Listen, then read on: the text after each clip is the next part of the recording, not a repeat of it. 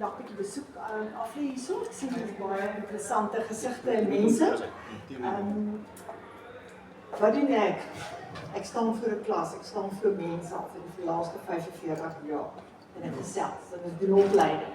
En ons talk en ons chat en ons doen skills development en ons doen coaching en ons help mense sodat hulle vaardighede kan kry. Ek het hier skool gehou, dan terug, ek doen werk net vir myself, eie opleidingsmaatskappy.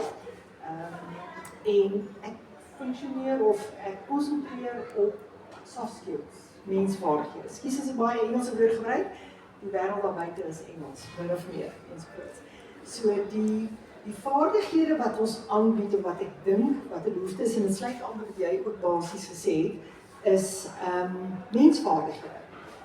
Mensvaardighede is een van die grootste vaardighede wat 'n behoefte is nou so daar met die AI, Artificial Intelligence, wat inkom.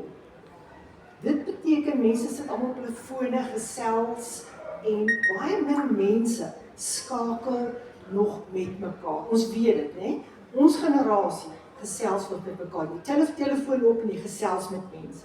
Die jonger generasie is waar probleme ontstaan. Die mense kommunikeer nie met mekaar nie.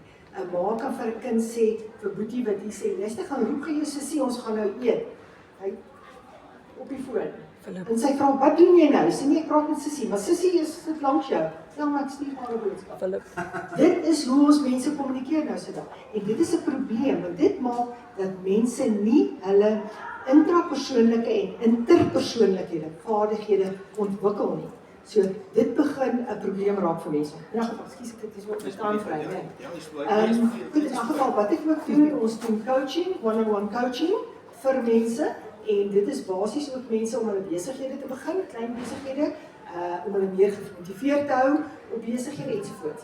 En dan doen ek ook baie materiaalontwikkeling vir maatskappye, online development, sulke tipe dinge. Maar basies is dit fasiliteer, opleiding, vaardigheidsontwikkeling ensovoorts. So dit is basies maar waar ek funksioneer. Baie dankie vir die tyd, jammer ek het